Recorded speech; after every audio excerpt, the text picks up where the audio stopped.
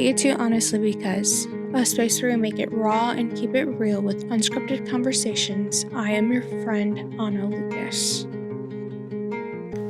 So, where we left off last time was that the house had gone contingent the very next day after us seeing it, and we had gone and looked at houses after that house, waiting on the seller to get back to us about the questions we had. And our realtor told us that when she told us that it had gone contingent and that it had to have been something that was already in the works, we asked if we could have a phone call with them. We're just like, look, we can't have this happen again. This is something that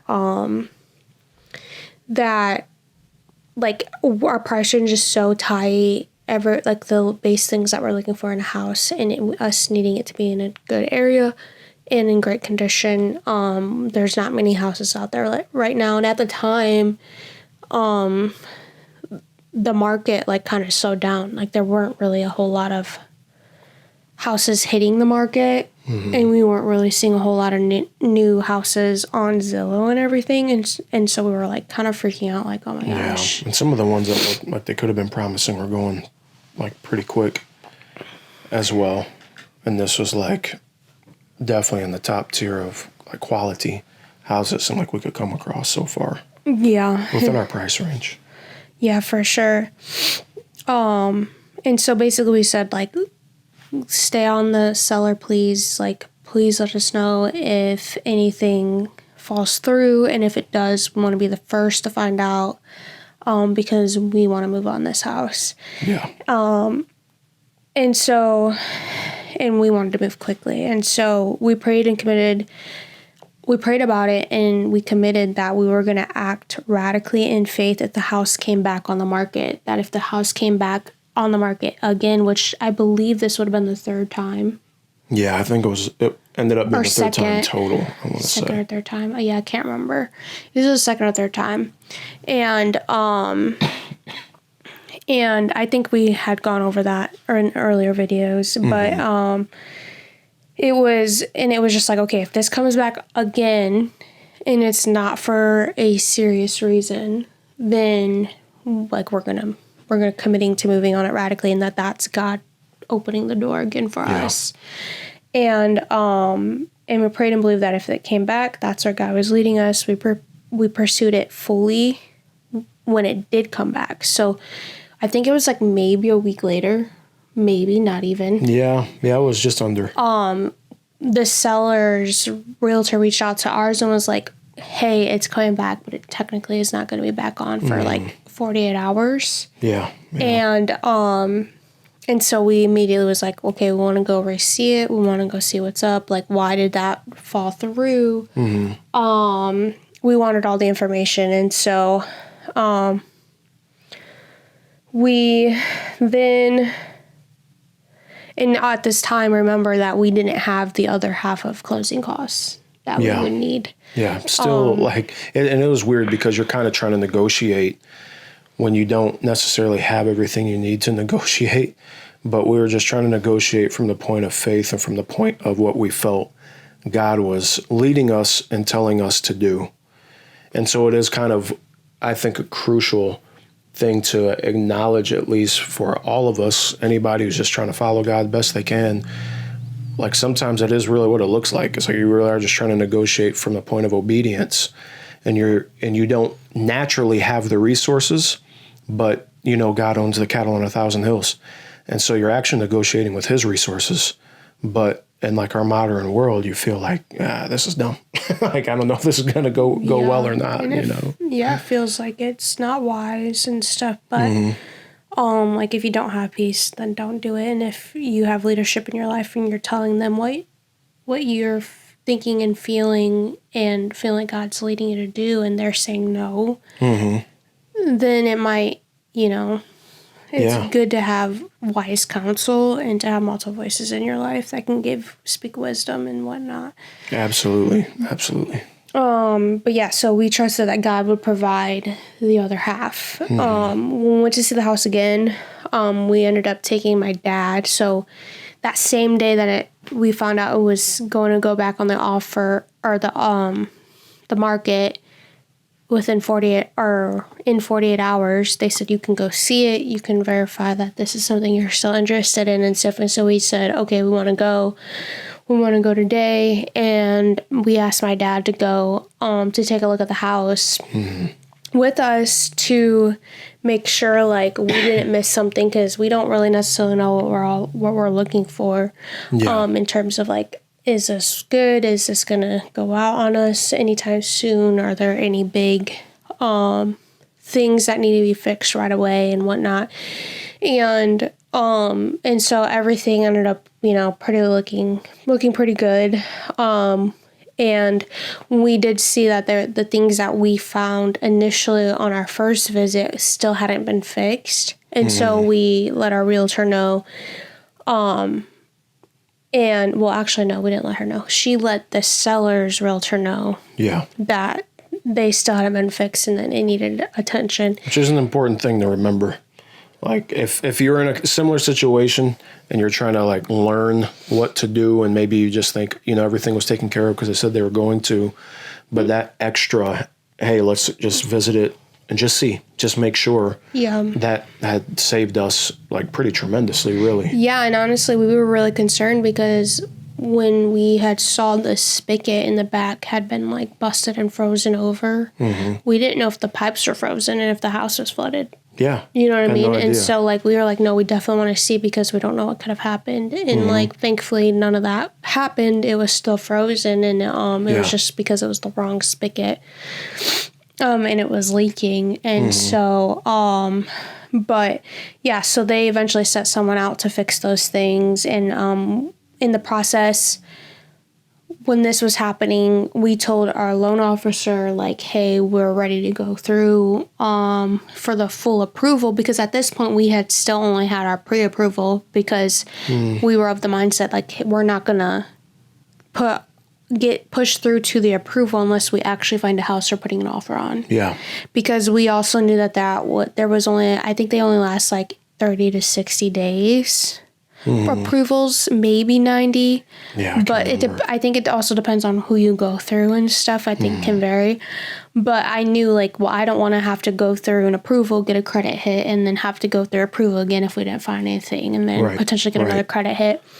And so we were just like, let's just get the pre-approval and let's wait. And then we find something, we'll push through for the full approval. And so that's what we ended up doing. And so that day we were like, contacted our loan officer. I was like, okay, we're going to put in an offer on this house.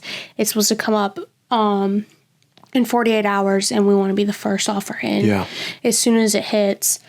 And so he was like, got it, getting everything ready, filing it all through, like, on my end, and starting to fill out this paperwork to put in an offer, essentially. And so, like, our realtor was doing her part, our loan officer was doing his part, and they were, like, working together to make sure that this was all ready to go as soon as this house went back on the market. Yeah, because we couldn't miss out. We could not miss out, because it was like we already had enough of that happen where it was just kind of looking good, and then, oh no, this, or even fixes. And then it's like, oh, that wasn't actually fixed.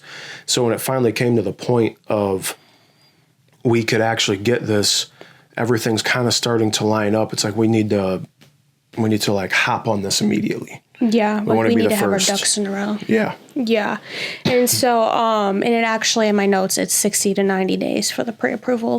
For any of you out there that may have not gone through this process and are trying to learn or whatnot. So once you get an approval, it lasts for about 60 to 90 days. And so we did everything we could to make our offer the most appealing and least friction offer possible. And by doing that, one of the ways we did that was through doing an EMD, which is an earnest money deposit, and as well as the type of loan we chose. And so the earnest money deposit is basically saying, like, I'm putting this cash down now, which shows that I'm serious, I'm really interested, because essentially, like, if it gets too far down the line and you back out, you potentially could lose that money. But our realtor said, like, it was really rare, and it usually is only if you backed out, like, right before closing, like a day or two before closing.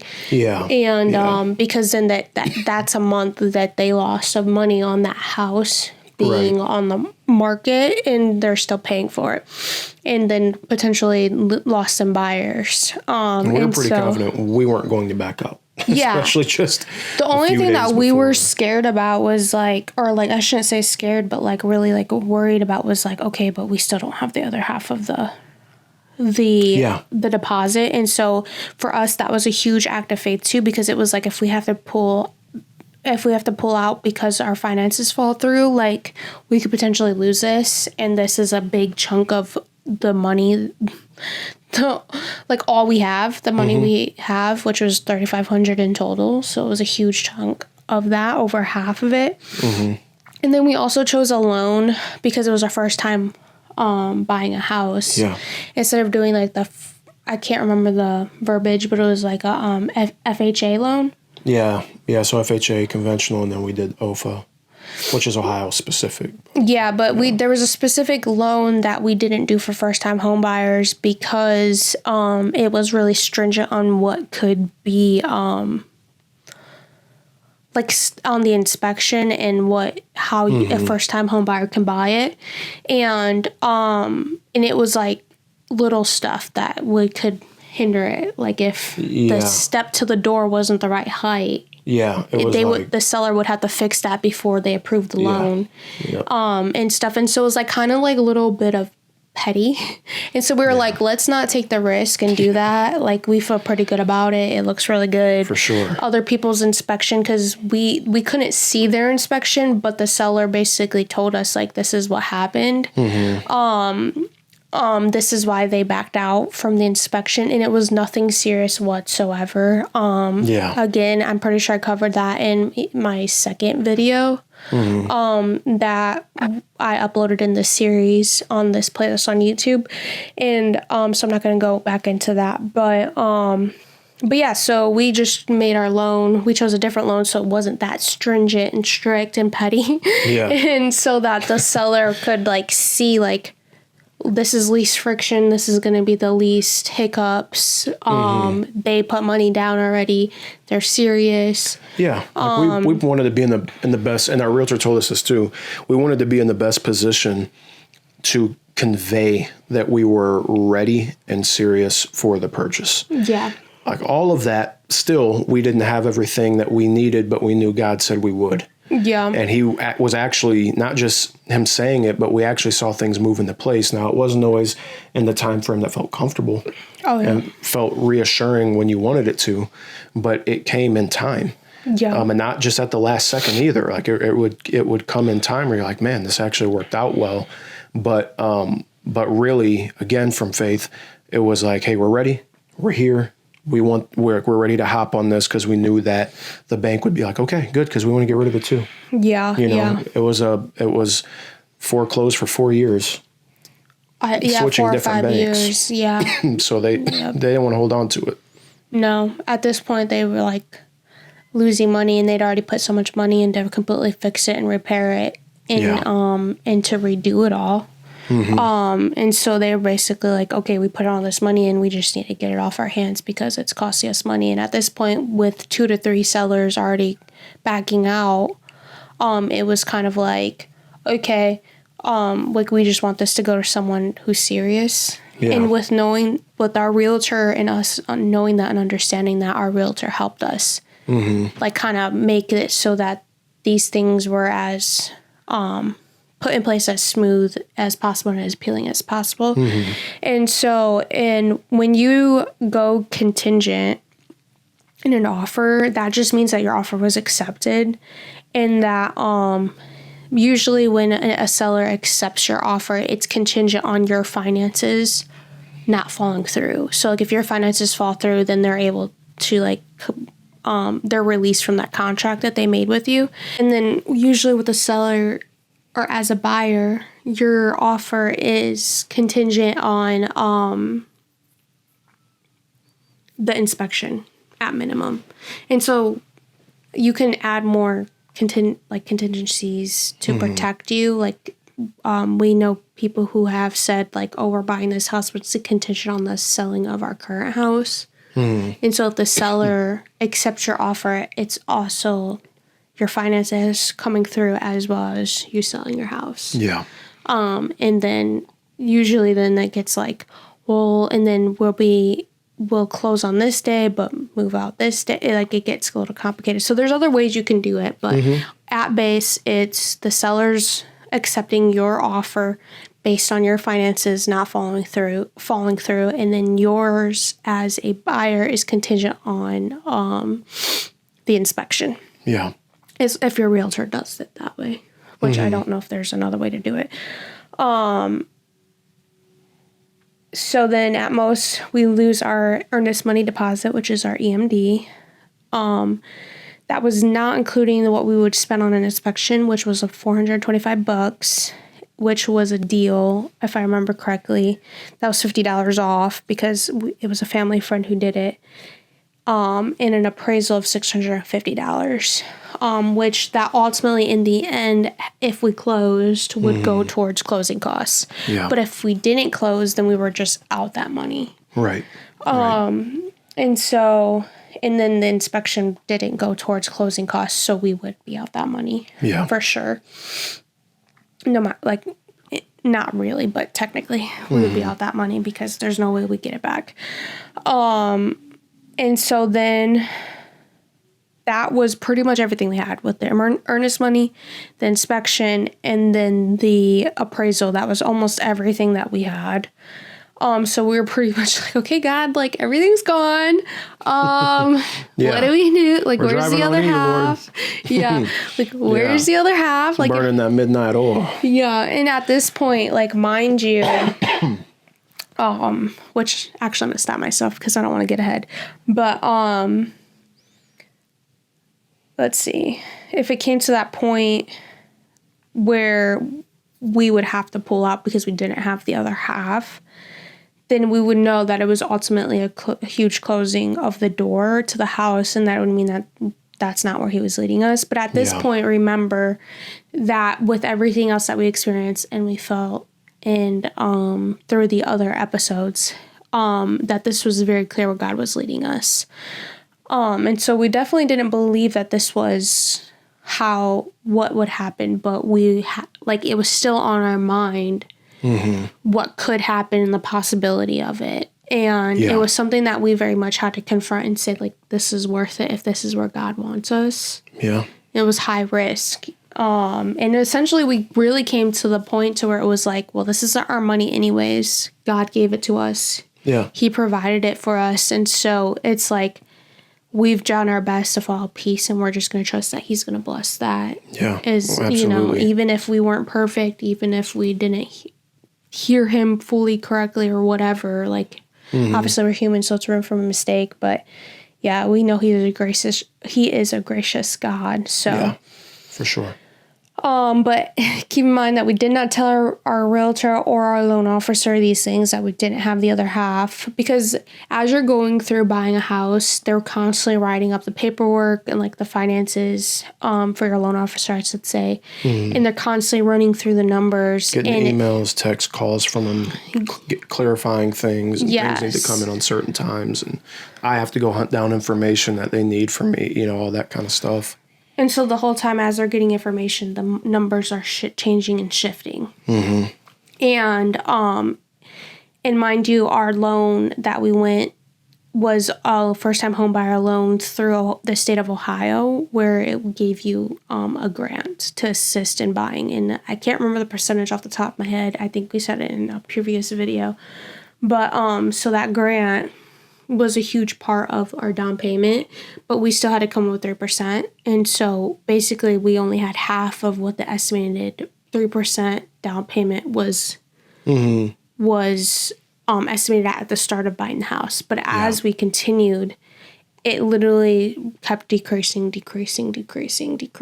And like literally granted, we were doing our part in like shopping for the best homeowners insurance and like all of that type of stuff, which you'd be able to speak more on because that was more of the process that you had to go through. And that is true. I mean, because you're not just looking at the initial cost, obviously. You're looking at what the transition is going to be from wherever you came from before, which for us was a 1-bedroom apartment. And we had renter's insurance. That's not the same as obviously having, homeowner's insurance. And so you're trying to find, not just the best price, but like, can they bundle it with your cars? You can have the same coverage from the same company. Is it even worth their coverage? Maybe it's home warranties too. Yeah. It's like, it's been great for your car, but maybe it's not great for your home, what their coverage has to offer. So, we got blessed. So it all got covered under one, and we bundled it, and they turned out to cover over half of what it needed to. But for a price that even the loan officer said he had not seen that before, where it was that low. Yeah. So we really, really got a deal. Mm-hmm. And so there was just like some of those things, some of those blessings along the way that you're like, oh, wow, that's cool. Yeah, but it also was like blessings we wouldn't have gotten had we not put in the time and the research. Because, we were calling and working through these numbers and getting these estimates and stuff through all these different companies and whatnot. Yep. And it just turned out that the one we were already with for our other stuff was the best option. Yeah. And so there's things like that can bring it down, because all of that goes into your mortgage, like the cost of your mortgage, which is also hard to explain. Like, because like your home insurance is included in your mortgage, like in the overall price, and then like your taxes, all these other things kind of make up there's several numbers that make up your mortgage. That's not just like, oh, this is how much your house costs monthly. Well, that's your mortgage. It's not linear like that. It's like that and these are the things that you need as well. Plus paying your interest on your loan. Plus, if you are like us and got a grant, a percentage of your mortgage every month goes towards that grant. Like, so things are like just broken up into these numbers, and then all of those numbers make up your mortgage. Yeah. And so we basically were waiting. I think it was like 4 days. Oh, the house didn't come back on the market within 24 hours. Mm-hmm. And we were kind of like, oh my gosh, you told us 48. Okay, whatever, like what not. And our agent our realtor was like on it. She texted us and was like, I've been checking. It just went back on. Like, are we putting in this offer? And I'm like, yes, absolutely. Like, do it. Yeah. And so she submitted it right away. But apparently we weren't the only ones that were acting quick. And so after that happened, then I think it was like 5 days later, we were waiting and waiting and waiting. Like there was only so many hours I think they had to respond to our offer. Yeah. And they waited until like the last minute. Right. And I guess, like I said, several people had made offers. And so basically they called that everyone would put their next best, highest offer in. So, and basically you're bidding against each other. And it was hard because it was owned by a bank. Our realtor couldn't tell us how many buyers and anything. She couldn't like see any information on it. Kind of different rules of engagement with it because of that. So it was kind of like we were going blind. Yeah, totally blind. And she couldn't tell us anything. So if we say, okay, we want to up it to this, she can only kind of be like, yeah, that's good. That'll definitely be a good number, just trying to kind of hint, but without really divulging, any information. So it was kind of weird, but there was even, I remember, at least for me, that there was still this feeling like, you know what, man, I just think it's going to work out. Yeah, I was nervous. I was of the opinion of like, let's just keep it the same. Because I was like, I don't know if we could afford more monthly on our mortgage and stuff. And so essentially we ran it with our loan officer. You sat down, you recrunched numbers, and you're like, okay, this is where our payment would be if we offered this much more, and all of that stuff. And so you guys were able to figure that out to where it's like, oh, if we upped it, because our realtor said, I think we needed to up it this much more. And so then John and our loan officer was running the numbers, and it was like upping it this much more would only shift it this much. I think it was only like $20 Yeah, it was more about $20 a month. 20 or 30, something like on that. our mortgage. And so it was like, oh, okay, that's fine. Let's do that then. Mm-hmm. And we were really concerned that it wasn't enough. Because again, we did not up it very much at all, but for us, it was a lot. This really was the best that we could reasonably do. Reasonably, because we wanted to be long-term wise and not put us in a position where we couldn't afford a house if anything happened to John's job and he got laid off and was being paid unemployment and subfund. We had to make sure that we could afford our bills if worst case happened.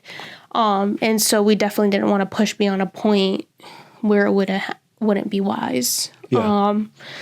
Which was something that was really important to us from the beginning. And so, we put in our best offer. We're like stressed. We're like trying to trust God. We're praying like, God, you know, we believe you let us into this house. Like, we pray you give this house to us if this is where you want us. But if this isn't, then completely close the door. We'll get all the money back. Whatnot. And then because at this point our offer hadn't been accepted when they called for next best offer. And so basically we didn't have anything to lose at this point. Like as far being that far in the process. We didn't have our inspection yet. We didn't have our appraisal yet. We didn't submit our EMD yet. Like nothing, because all of that happens once your offer is accepted. And so once your offer is accepted, then you have to turn in your EMD by a certain time, or it voids your offer. And so that's also part of the agreement. But so we didn't kind of get a little bit ahead, but just to clarify that if that was confusing. And then so while we were praying about this stuff and asking God to give us peace and bless us with this house, but that we trust him if it's not this house, we wanted to bring my mother-in-law to the house to see it and to pray over it, because we were the window was closing to where we couldn't up our offer anymore once that window closed. And so we're is this enough? We're trying to gauge and get peace from the Lord. And so we brought John's mom, and our realtor unfortunately couldn't come due to unfortunate circumstances. And so, but we decided, we're just going to go anyways. If John's mom was willing, and she was. But this is the type of stuff that John and I would do anyways on our own. If our realtor couldn't come and it was John and I wanted to come see the house again, then we would just come see the house again, even though we couldn't go inside. That's just kind of how we've operated, because it's at least we can go, at least we can try to pray over it and try to I don't know, just put our faith in, put on our 2 fish 5 loaves in this other way. And it may not seem like a lot, and I definitely can get that, because it's just okay, well, practically what are you going to do?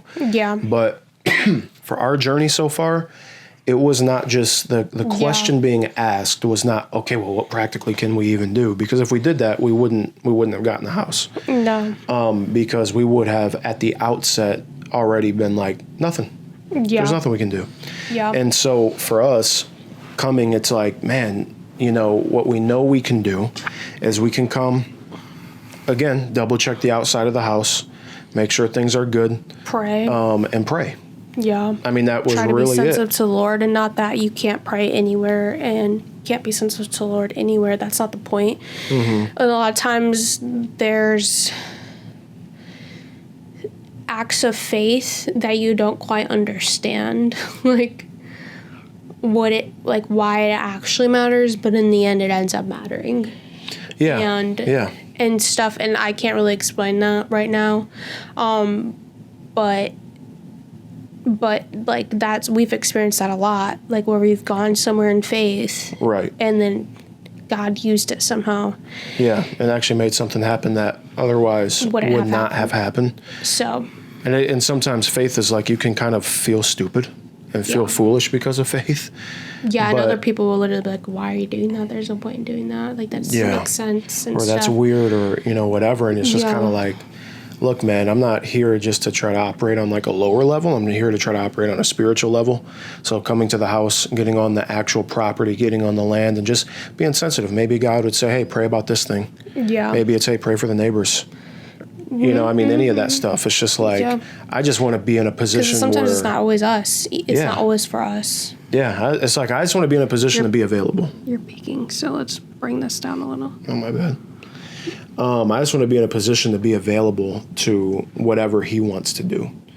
And if that means doing something like that, even if we only came for 5-10 minutes just to see, then that's still faithfulness. Agreed. And sometimes, I think I might have already said this, but my brain is not all here, guys. But sometimes we've gone somewhere in faith to do something, and it literally ended up not even having anything to do with us. It was like God was like, oh, I wanted you to pray for this person. I wanted you to talk with this person. There was always something. Like if we walk into TJ Maxx and she wants to go look at the purses again, then I'm like, we don't need to look at bags, babe. We always need to look at the bags. And then we go over, and then we're going through the bags, and then for whatever reason, the Lord's like, hey, this lady that walks by, I just want you to be an impact to her. And I'm like, over some purses. That's what we had to do, Jesus. The Lord can minister through anything. Help her. Somebody pray for her, please. Anyways, we gave everything we had to the next highest, best offer. And so we went to the house of my mother-in-law. We prayed. She looked through one of the windows that we could, and she just felt peace about it. She was excited about it. And John saw God seated on his throne. I don't know if you want to share that. Sure. It was there's a lot of things you could say about that, but basically it was just and I think we said it in the previous episode, but like some biblical grounding for seeing things in the spiritual realm and whatever. And which I also have us praying on video in the second video. Oh yeah. On the playlist, so go check that out. Yeah, absolutely should. And there was just a moment when praying that in the spiritual realm it was like, seeing Jesus seated on his throne, and just blessing and stuff was coming out of that throne and kind of covering the house and the property and whatever. And I know some people would be like, why was he on his throne there at that house? And it's about what it means, It's Jesus being seated. It's like we're seated in heavenly places. That's authority kind of language. So it's just a matter of, hey, Jesus was conveying, hey, I'm moving on this in my authority. So like you're under my covering and under my authority in the situation. And there's blessings coming from my covering and my authority, which is like saying it's not coming from you. It's not in your control. It's not in your authority. You're actually surrendering to mine. And that is why this is happening. And and so with that being said, seeing that was just kind of like, all right, that's why we came. Mm-hmm. That's why we came for the little bit of time, was just like, okay, that's all I need to know. We had to come here and surrender and submit this all to God so he could have his way with it instead of us thinking it had to be our way. Yeah, because really it was like, sometimes there are things that call for like you to take action before blessings released. And so that was kind of like one of the times where it was like, through faith that we took action, and because we did that, God released blessing. Because we got in alignment with what the overall thing was that he said he was going to do. Yeah, and we laid it all at his feet, like whether it's this house or not, whether we have enough or not, whether you make up for the other half or not, like you can do anything, we trust you. And I think I remember us coming and saying, if it's this house or not, and then while we're praying, you saw that. And that too was like confirmation. Okay, this is where you have us. And then even his mom was like, "Oh, I just feel God moving on this so much, and I have peace about this and stuff." Yeah, and she didn't know what I saw because I didn't say anything yet. Yeah, it was just like, oh wow. Yep, and so we saw him releasing things in the spirit and putting protection upon this house, and and again, I went into way more depth on that in the other in the second video of this series on my YouTube channel. So. And then to continue on, there were times we would be praying over the process of the house, and we would feel things from God, or get spiritual insights, kind of like the one John just described, of what God was doing in the spirit. And this began happening way before we got a realtor, and continued through the entire process of buying the house, and even through living here and whatnot. And so then there was a lot of guidance through the way. Oh yeah, 100%. On so many things that we wouldn't think of, or like the Lord knew we were tired. He knew when we were at our limit and our bandwidth, and he would just be like, "Oh this, oh that, make this call or get this information or whatever." It was just simple stuff. Check in on this. There was times that my wife would feel like she needed to text her realtor for things, and it was like, "Oh man, thank God you did," because it kind of put a reminder on our realtor, like, "Oh yeah, I have this information," or yeah, you know what, let's figure that out. And so it's just. We could not have been successful in this process whatsoever unless it was for God being God and us just being like, okay, you're the shepherd, we're your sheep. Yeah. We always want to make sure we know your voice, what you're telling us to do, so we can do it. Yeah. Yep. And so then we officially went contingent on January 28th. And so our offer was accepted.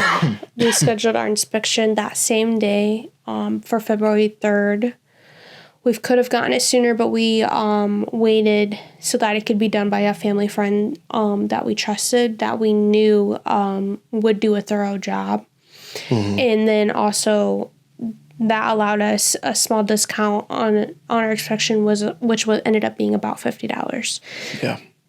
There was some things that came back on the inspection that needed immediate attention. Aside from the things that we knew about, and then that we had already notified them and they sent people out to fix, as well as some additional things.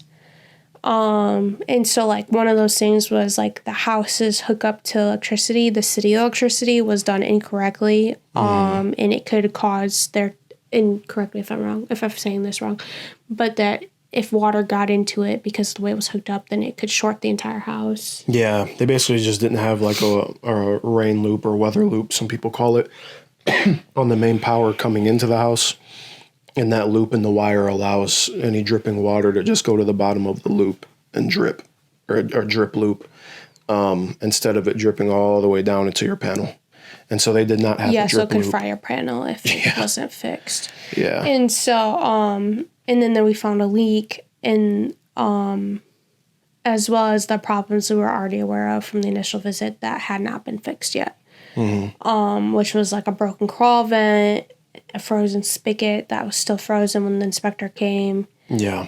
Which was pretty aggravating. And our inspector basically was like, you need to notify your your realtor so they can tell the seller's realtor that this stuff needs to be fixed immediately. Because there's a leak and that broken spigot and like all this stuff. And so, and then there has been animals getting in the crawl. And so, because of the broken vent. And so, which was actually why the people before us backed out of the offer, was because there was evidence of animals being in the crawl. And then there was something with the panel not having enough switches, which the house is small, so it doesn't need that many switches. And so, which our inspector was like, that's no big deal. Like, you don't need that many. Because of the size of the house. Yeah. And so we weren't really worried about it. And the leak wasn't super... I can't remember what was leaking. Can you remember what was leaking? There was some leaking happening from the pipes underneath in the crawl that was kind of around the bathroom. Oh, the bathtub. Yeah. We didn't know what it was. I ended up finding it down there initially. And it took a couple of times to get that one fixed, but it was just the bathtub. A pipe at least right around there was kind of loose. They didn't finish it or something. And so we notified our realtor, and the realtor notified the sellers, and the sellers said they sent over a contractor that night to fix those things. And which technically at this point we hadn't entered negotiations of the inspection because we still hadn't gotten the inspection back. And and so they were technically fixing things outside of negotiation of our inspection repairs. And that kind of muddied the water just a little bit. And once you negotiate, we didn't know this until after the fact, but when you're contingent and offer, or when you're in like this contract of buying something and you're in the process of it, and you get your inspection and then you start negotiating repairs from the inspection with the seller, you're changing contract. and they can back out. They don't have to do the repairs, which a lot of people will tell you they have to do the repairs, negotiate with them to do as much as they can on their expense, and that's not true. They can back out and say, no, we don't want to do those, and back out of the contract. Yeah, it's like avoiding the contract out. Yes, it's avoiding it because you changed it by entering negotiations of those repairs. Yeah. And so then they don't have to commit and say, okay, we agreed to those negotiations. They can just back out because you opened the door for them to back out. Yeah, so it's like a verbal negotiation, contracts void at the time. But if they end up saying, okay, yeah, we'll do that. That changes the contract. Now the contract is changed, but according to what both parties agree upon. So now you have a contract again at that moment. Yeah. And it's solidified. And so we didn't know because we're like, okay, we want to negotiate this.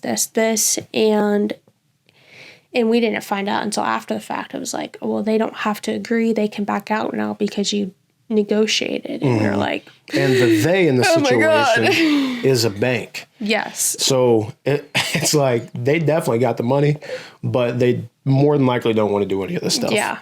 So that was kind of like another pulling teeth. Like, okay, are they really going to do this? Yeah, and the idea of like it not getting done correctly, because at this point it was like, okay, they already told us they sent people out multiple times. The stuff's still the same. How do we trust that they're going to send someone out again and it's going to be fixed correctly? It was like, are they going to send better people this time, or a better team, or what? And so then we were thinking, well, then we're out more money because we're going to have to pay for this inspection to come again. And they told us like it wouldn't be the full price. It would be in like $100-something because they wouldn't be doing a full inspection again. It would just be inspecting specific items that would have been repaired. And so we're like, okay, that's a lot better than paying for a whole new inspection. And we would have our people, like with our realtor, she had some quality people. Well, we didn't get there yet. We weren't there yet, no. Because we were at the point of with the inspector still here and them saying we need to get those people out. And so we were under the impression that we're probably going to have to pay for our inspector to come back at that price and recheck the work that these people had done, air quotes on all of that, because we just didn't trust it. But in the process of that happening, that's when what John was saying, like our realtor. Yeah, she ended up hooking us up basically with good quality people for the different things, like a plumber, whatever. Yeah. But what was cool is that they came on their own time to help us out because they had a great relationship with our realtor. And so they just came to go, you know what, on my routes today, whatever, I'm going to stop by, take a look, see what it is, if it was done right or not. And because we could see that the quality of work wasn't great anyways, and we were getting that back from people too, it was kind of like having a fresh pair of eyes that does good work say, hey, this needs to change. We also felt more confident because it's like, okay, like it's not just us. This is someone that is an expert in this field is saying, hey, this does need to be like this. Yeah. That was another thing. It wasn't just saying it was wrong. It was these people saying, here's how it needs to be done right. Yeah. So we knew how to negotiate it. Yeah. And so they told us when they came to check it, well, one, they said, if you want to be there, then I'm charging you. But if you just let me do this on my time, when I can fit it in, then I'll do it for free. And we're like, we don't got to be there. Go ahead. Like, what are we going to do for you? Yeah, you can go inside my future house. Just make sure you close the door when you leave. So we were just like, yeah, do it on your time, And so that they blessed us with that, which was, to us, another miracle and blessing. Yeah. And then they ended up seeing, like, no, it's still leaking, and they found another leak from the main water leading into our house, I believe. And they said, and then the outdoor spigot had been changed, but it was basically like they took the old one off and then put the same exact one model, I should say, back on. Yeah. And so it was like, that's not the correct spigot. That's an indoor spigot. It needs to be an outdoor spigot, which I didn't even know they made an indoor spigot because, like, why would I need a spigot on the end? Okay. Because it's not for houses. It's commercial, like some commercial utility areas. Okay. I mean, some for houses, yes. It's just you normally see it commercial. Yeah. And so we were like, great, cool. They're still not fixing things the way they're supposed to and whatnot.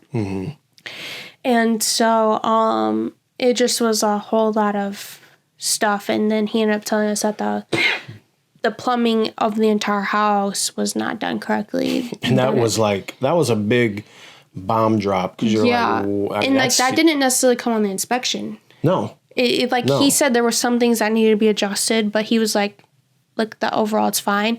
But something that's important that we didn't know either, you would think that inspectors know everything.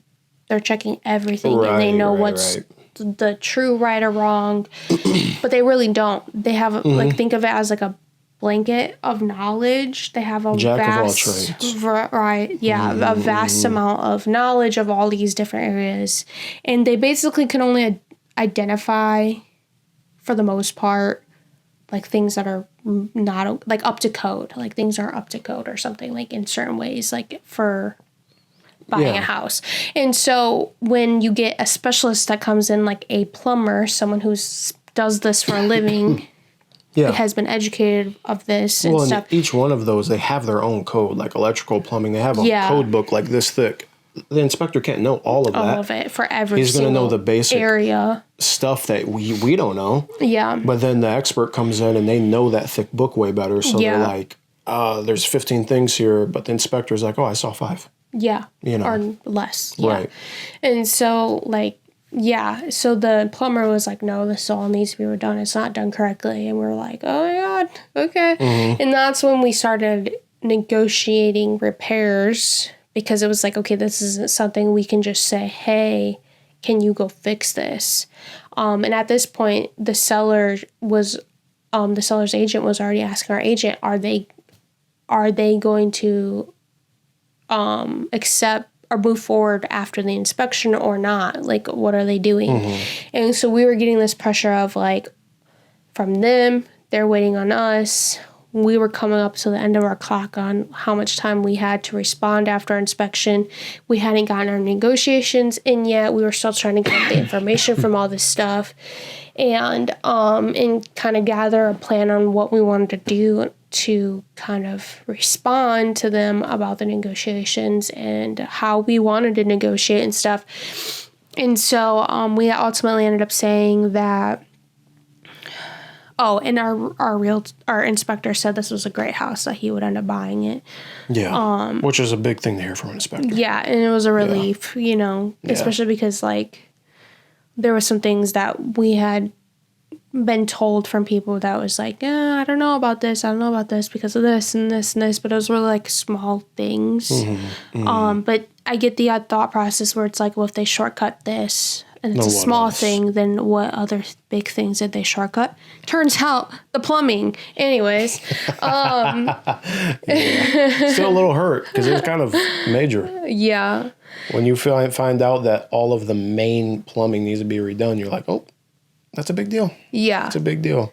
Yep. And so we're in negotiations of the repairs. We knew we wanted the electrical hookup to be done because we knew it was not something we could do on our own. And we weren't the type of people that was like, have them fix everything. We hate the paint color.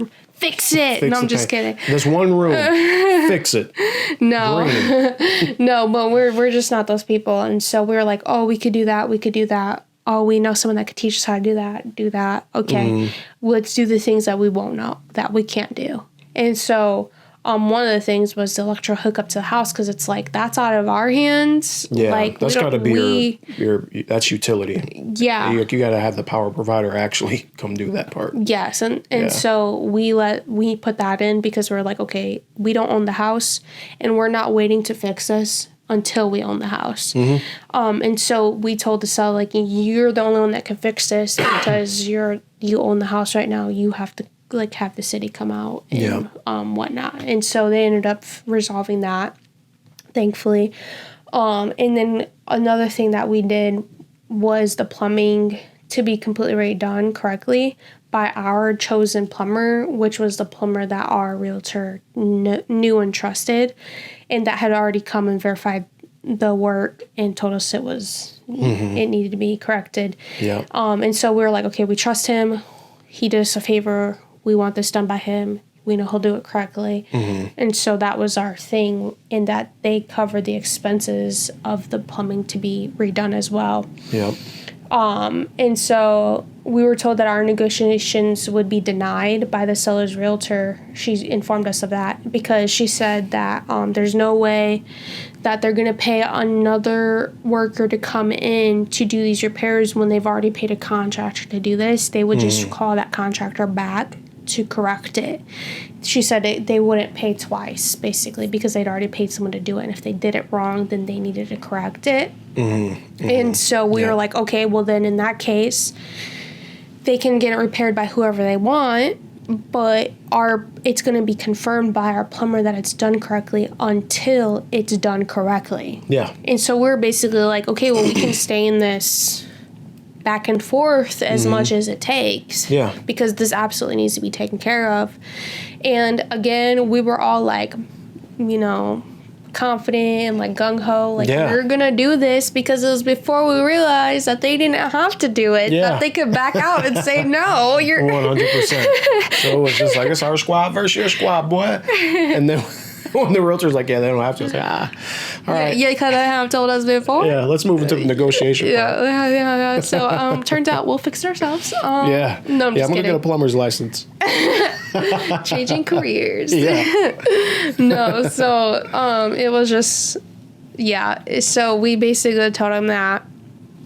And then come to find out, the seller submitted it, the seller's agent or realtor submitted it anyways, and then the person and she said, I can't remember how she said it, but she basically was like, you're in luck, because the person who's normally in this position isn't here. Yeah. And so it's somebody else filling in, and they approved it all. Yeah, and they were, she said it was a regional manager that had to fill in for the lady that originally did not give approval. And so it was really kind of crazy, because you had someone who was above her. Again, this is all at a bank. So for her to come in and just, because there was some piping that was all the main piping, plus piping going to for our washer. Things had to be leveled out there. Multiple things had to be satisfied code-wise for supports. All of that. Things that a lot of people as homeowners, you're not thinking about. It's just like, well, the pipe's going from A to B. It's like, yeah, but it matters how it goes from A to B. Yeah. And is it fastened within so many feet and all of that. So all the technicalities. Yeah. Everything has to be according to code. And there's a code for pretty much every part of it. So it was crazy for her to come back from a bank and say, all of the things that need to be done correctly, approved. And this is like and over by our people. Yeah. Them covering the costs. Yeah, and it was I want to say it was close to 3,500 maybe. Oh yeah. Maybe it was more? easily 3. It was easily 3, for sure, and it was like they just did it. They said, okay, we'll cover the costs by the work done by your people. But they were, because with our, I forgot to mention this, with us changing the contract and negotiating repairs, we had to submit a official paperwork from the plumber saying what needed to be fixed and how much each of those things costed. Like every piece of material, one coupling, a support, everything. Yeah, and then the labor, everything. Yeah. So we had to send that with Itemized.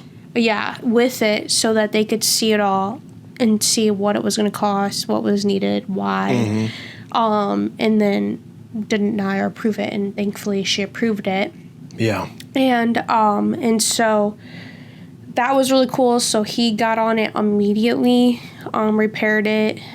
Then after all the work was done, after it was getting close to closing, we had to go walk through the house again.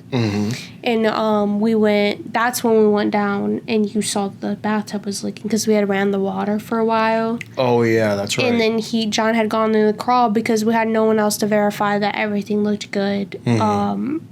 outside of the plumber who did the work. Well, apparently there was something loose underneath it. Like one of the piping was loose. It just wasn't completely tightened up. It just wasn't finished being tight. The tub. And so we basically let our agent, I keep saying agent. Well, she's a real estate agent. Real estate agent, realtor, tomato, I don't know.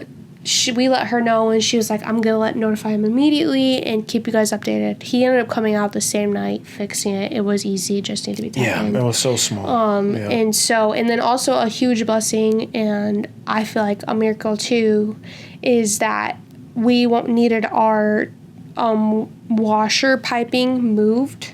Because where they put it, we wouldn't have any room to do our laundry. Yeah. And so we needed it to be moved so that we could do a two-tier, either do the laundry side by side or a two-tier. And where it was positioned, we wouldn't have been able to do either. And so with that, we were going to pay for ourselves for the plumber to move that piping because it wasn't technically wrong. I mean, it wasn't done fully correctly, so that he would have to repair it no matter what. But we said, okay, but how much would it cost for you to move it? And then do those repairs, do it correctly as it needed to be. And he gave us a price, and we said, okay, we'll do that. We'll do that out of our own pocket because it's not technically something that's like wrong or needs to be corrected in moving it. And so, but then he ended up saying like what he said, what they paid me is more than enough, like enjoy your new home and stuff. And he did it as a gift to us. Crazy too. And like that was a huge blessing and favor, honestly. And so anytime we need plumbing, we go into him. Oh, for sure. Yeah, absolutely. And so that was crazy. That's how we negotiated our repairs, and that's kind of some behind the scenes of that. And then our appraisal then happened on February 3rd. We got it back on the 14th when we were in Texas at the time. And that was from like February 13th and the 16th that we were out of town. And so if you're interested in going to Texas with us, that video is also on my channel. And then we were notified that the house appraised over what our offer was, which was a huge answered prayer because we were praying either it would praise under and our loan would be even less, and then our down payment would then be by proxy even less, or it appraised over and we would get the house with instant equity. And it ended up appraising over, and people, which was another relief too, because we had been told that we were like overpaying for the house for what it was. And so that also had us nervous because we didn't want to be in a situation where we were overpaying for something that if like the housing market crashed or whatever, then we paid more than what the house was worth. It was an inflated market, so like you're going to overpay. Like you're going to overpay just because it's an inflated market, but we did want to make sure it wasn't unreasonable. And, kind of a dumb decision. But everything we saw, and even from our realtor, it was like, no. Yeah, and we had our realtor check it multiple times. And do the paperwork and stuff to make sure that it actually was worth what it was and everything. And then so for the appraisal to come back over what we thought it was worth and what our offer was, just was a huge answered prayer, too, and kind of like put us more at peace of like, oh, what an even more blessing. We got a great house in a great place for a great price. Yeah. And so... And end up coming to a place of, immediate equity, where we really... I mean, neither one of us really thought it was going to come back less. Yeah. So that was cool. Yeah, and so that set us up in a great position for when we would be ready to resell it. On our final walkthrough, after the negotiation of repairs, that's when John found the leak, and the plumber came back to fix that. Through the entire process, closing costs kept dropping, like I mentioned earlier, and some were explained drops in the process due to the grant. Covering a higher percentage because we put in a bigger offer, as well as because it changes the percentage that they give then, Well, the percentage just shifts because if you offer a higher amount, then it's more money on the percentage. Yep. And then some buy us diligently and intentionally pricing our home, insurance companies, etc. And then other decreases were unexplained. And that's where our loan officer was like, okay, I can't believe you found this stuff this cheap. And also, like, it keeps dropping and we don't know how or why. Yeah. And throughout the process. And then literally when we closed and we signed, they were like, this is unheard of, to get in the house with all repairs done for free, like to have your mortgage as low as it is, to have you had your down payment as low as it was. Because I'm not kidding you, we owed no money by the end, because with our earnest money deposit and our appraisal cost, like, or maybe it was like a little amount, like $500 or something like that. I can't remember. I can't remember if we paid at the end, at closing, if we had to. No, it was just the closing cost by itself, which was. But the EMD covered most of it, if not. Yeah, so like the EMD went straight to, basically was applied to the loan. But I know, but did we have to bring another check to pay any difference? I can't remember that. Yeah. So, and that was just the closing cost at all. And that's what they said they'd never seen be that low, because the closing cost. I want to say it was like $500 or less. It was $555 and change. Oh yeah, because I can't remember. I remember we're kind of like, what? This is weird. That it was literally $555. Wasn't it $555.55? I think it was, but I can't remember if the last digit was a 5. Yeah. But that was crazy because, again, even with closing costs, even given what our loan type was and what the grant coverage was, that was really covering the money down. It wasn't going to the closing costs necessarily. So when it got to the closing costs, and I asked the loan officer, I saw the email. Yeah, and I was we said there's something wrong. Yeah. And some people may say, you don't ask the question. You just sign the paper. Yeah. But I'm like, I don't want to sign the paper. And then they come back and say, hey, I'm going to need you to give me another $2,000. Be like, EMD? We got it. Yeah. Could you take it out of the asset that I'm living in now? Yeah. But basically, I talked to him and the loan officer laughed. And he said, look, this is legit. He said, I did double check. And he said, because I've never seen this low in my whole career. I've never even heard of it. Yeah. And he said, but we're just going to go with it because for all intents and purposes, he said, from what my confirmation was. Yeah, and all his people, all the departments, because when you do a loan, it goes through so many people and departments. It's not just the loan officer. Like, oh, yeah. And so, like, it's going through many hands, many eyes. It is a whole And so he said, no, it's been run through all the departments, all the hands, all the eyes. And coming from the title company for the the title person to come out, which you pay a high amount for your title person usually. And they had to come travel to do it. Which the seller picks, and they picked us. That's another reason. I forgot. That's another reason why it ended up being so cheap, because a big part of your closing cost is because of the title person. What's the word? I'm trying to remember it, but I can't. I wanted to sound professional. If we figure it out, she'll just edit that part in. I almost said embroiderer, but that's totally not right. Yeah, edit that part out. It's like the stamp, like they like officially like stamp it. Yes. I just punched my mic. My bad. But yeah. So, anyways, she's aggressive when she title. She apologizes. The title person was a travel one, so it ended up being drastically cheaper. And he even said that didn't make sense. Which, yeah. He said that never happens. He said usually either. They don't send somebody out, you go to them. And he said, and then on top of it, this would usually be more expensive because they're coming out. And he's like, I don't know.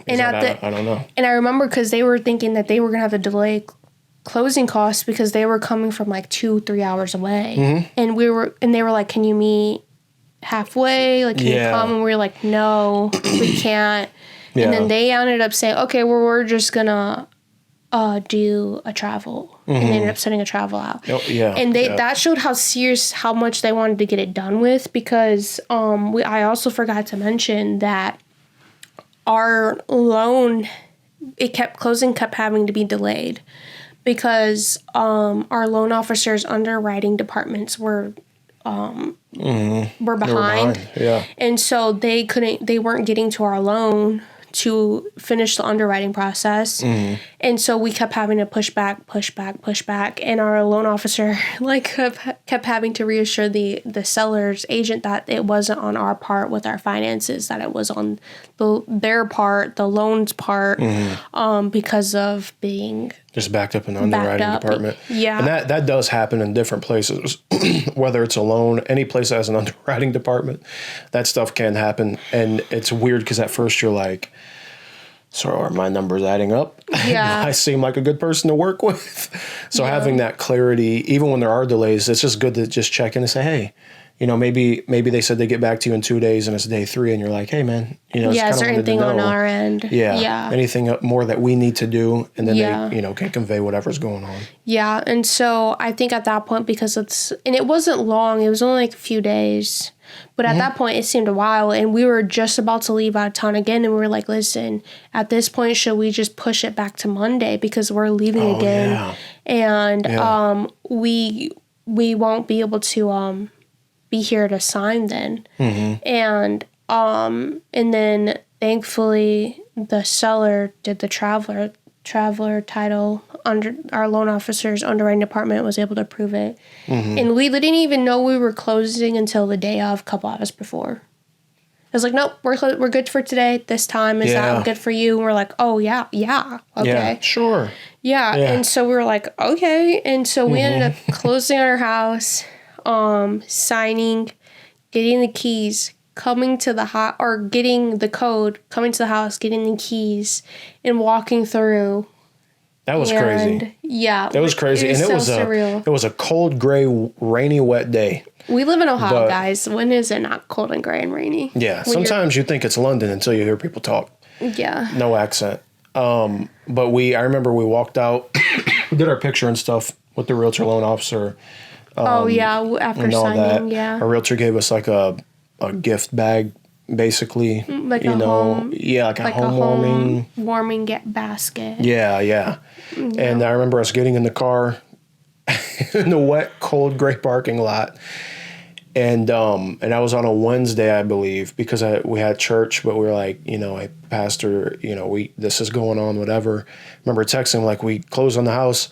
And I remember us driving down the road looking at each other like, bro, we just closed on our first home. Yeah. And we came straight here. And we went into the kitchen and she went to take a picture. And you'll see it in one of the thumbnails. And a couple of the thumbnails. Yeah. But us holding the key. And that picture was our first time as the owners of the home coming in here. It was really cool. Yeah. It was really cool. Yeah, very cool. And our realtor iterated again, like, it's unheard of that you get into a house at the price you did with all repairs done. Like all big repairs, right? Like, so like we needed to put in a GFCI in one of the plugs. Like, it's just basic. Little basic things like that. Stuff. But like the big things, no repairs. And it was all completely updated from the bank.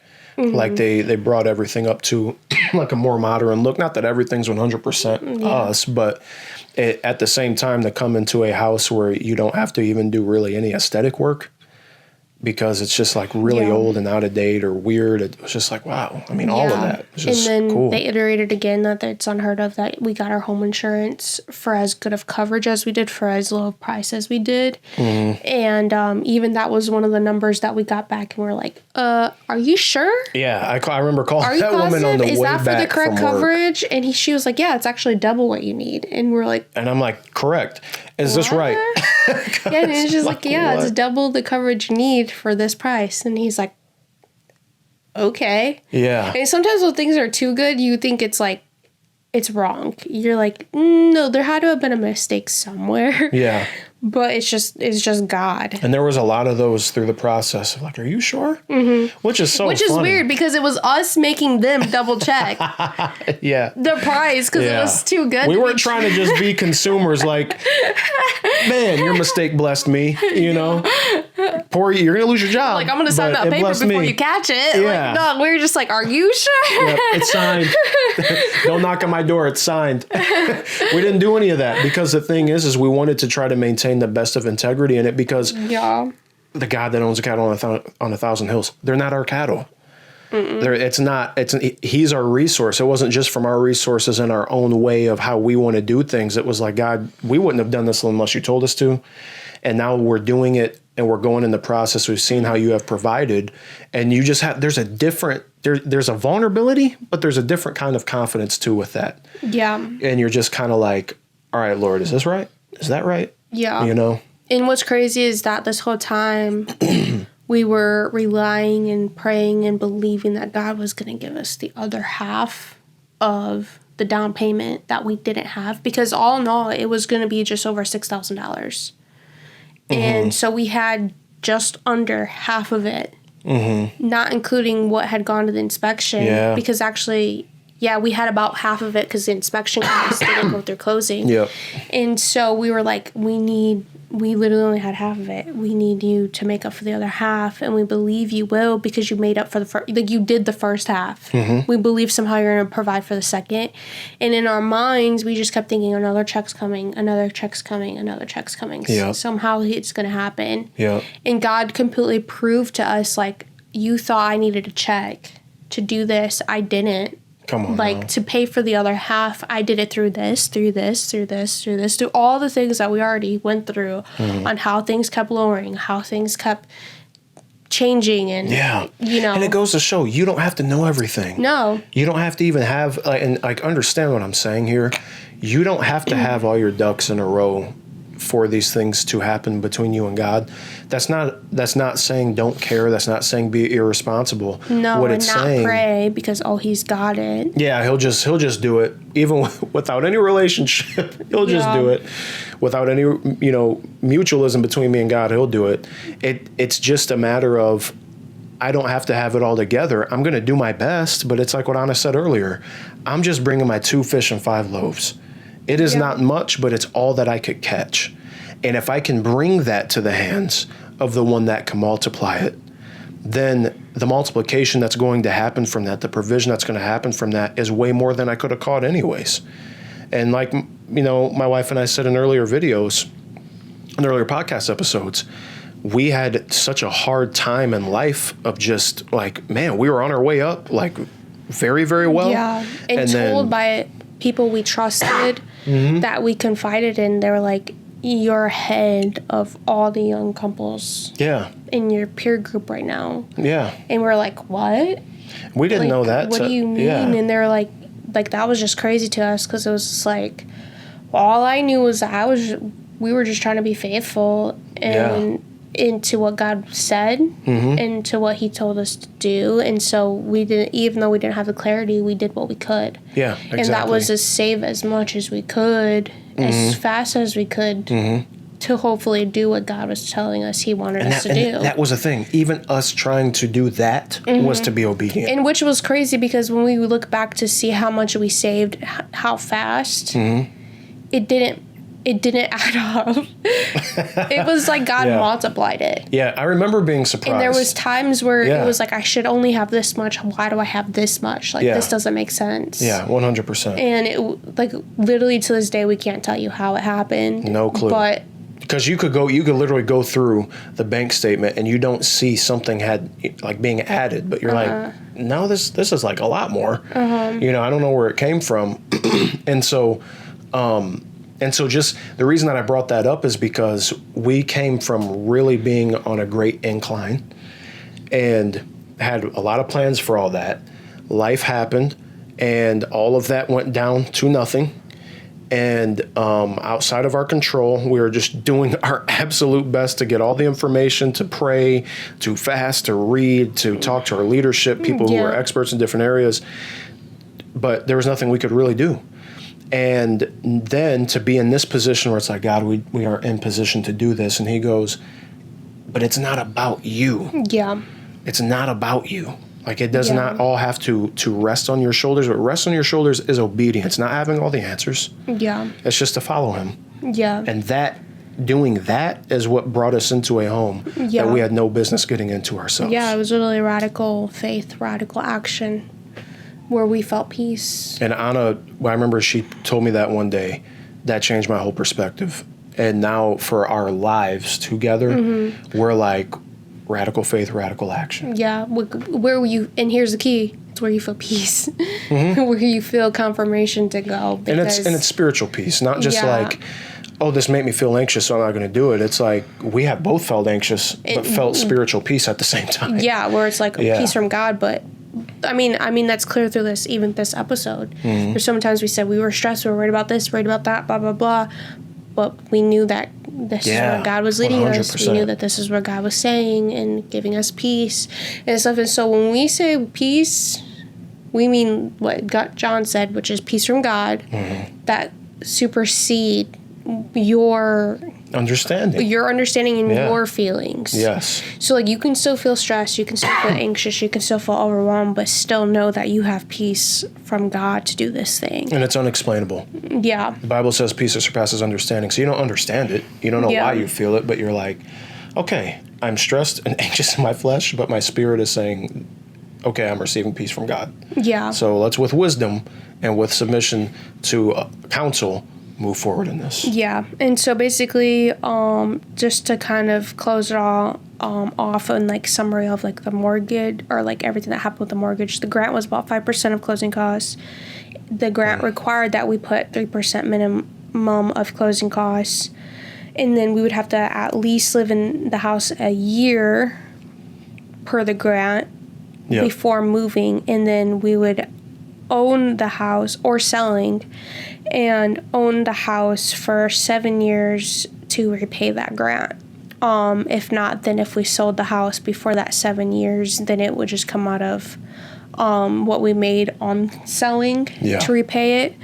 And I think they even said that if we didn't want to do that, we could carry it in the repayment of the grant into the next house if we didn't want to pay a huge chunk. But it would just make more sense to pay it off right away. And then if we own the house for 7 years total, then the grant would be completely paid off through that time. Yeah. Our closing costs came out to be exactly $555.10. Oh, okay. Yeah. Again, no one could believe it, in that it was unheard of. At the end of the process, we had only spent maybe about this was a rough estimate, about $200 of our own money in the entire home buying process. Because the $3,500 check that we were blessed with covered everything else, a huge miracle and blessing. This is funny because I'd mentioned in our backstory video that we had given to the real estate deal that at this point when we closed still hadn't come. And I know I went into a little bit in my the previous episode of this series, but that we previously believed that amount we gave to that real estate deal wasn't enough for a house. And like we said before, no doors had opened for us to get anywhere in buying a house, even though God kept saying, look for a house, look to buy a house, look to buy a house. And we've said this whole time, we've did our best to be faithful to that and obedient to that. Yeah. And so that amount that we gave to that real estate deal, which we had said was $5,000, which was everything that we had, was more than the $3,500 he used to get us into this house.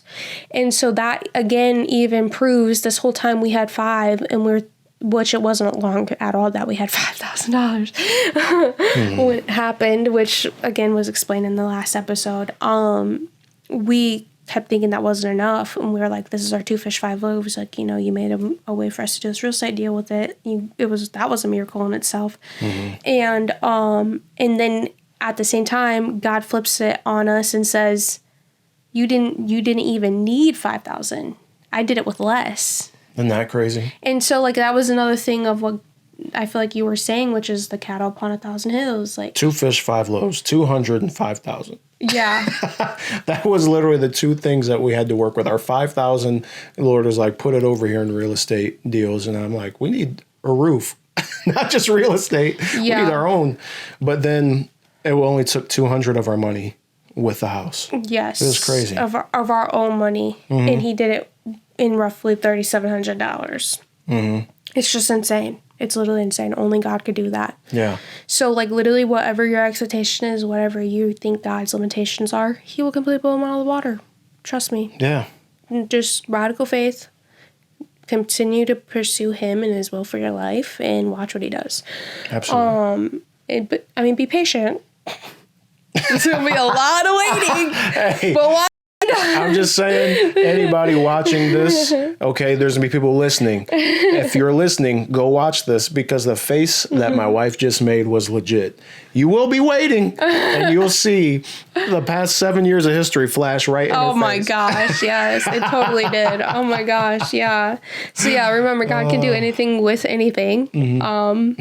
And so we completely trusted and believed that God had us in the whole process and that he would fully and miraculously provide the closing costs we didn't have. Yeah.